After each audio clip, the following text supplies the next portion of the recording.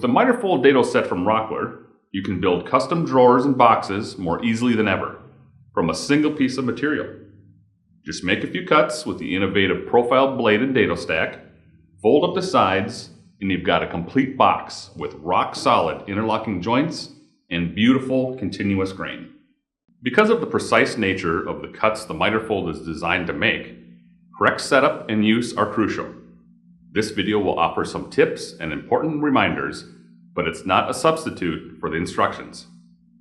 The key to cutting a perfect miter-fold joint is to thoroughly read, understand, and follow all instructions, safety guidelines, and warnings that came with your miter-fold dado set, as well as the owner's manuals of any tools used in conjunction with the set. Always follow safe table saw practices. Wear eye and hearing protection, keep your hands away from the cutting area, and always unplug the saw before setting up or changing the blade. And remember, the miter-fold dado set is not compatible with SawStop or other table saws with flesh sensing technology or with job site or radial arm saws.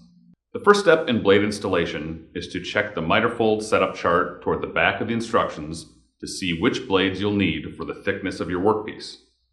With your saw turned off and unplugged, remove the throat plate insert and the regular blade from your saw. You're going to need a custom throat plate insert for use with the miter-fold dado set. The instructions include a step-by-step guide for making one. The order in which you install the specialty miter-fold blade depends on whether the arbor on your saw extends from left to right or from right to left. The key here is that the miter-fold specialty blade must always be installed on the left side of the dado stack. On saws with an arbor that extends from left to right, that means the specialty blade will go on first.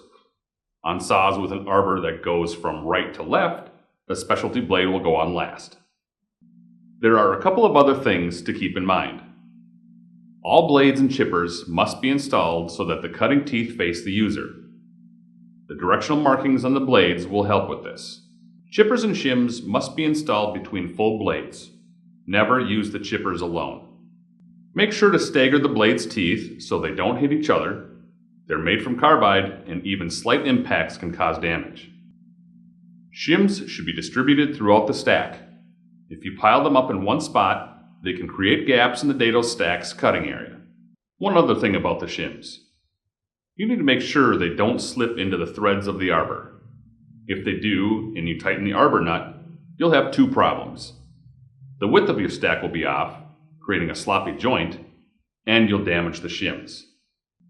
To check for this, push toward the middle of the blades near the arbor. If the blades wobble at all, the shims have fallen into the threads of the arbor. To get them out, hold the arbor and slowly spin the entire stack of blades by hand as if threading it onto the arbor. Check for any wobble in the stacked blades. If there's none, the shims are out of the threads and the arbor nut can be fully tightened. This brings us to a very important safety consideration. You must be able to install the arbor washer and fully thread on the arbor nut with the miter-fold dado set installed. If the arbor nut cannot be fully threaded onto the arbor, the blades could come loose, causing serious personal injury.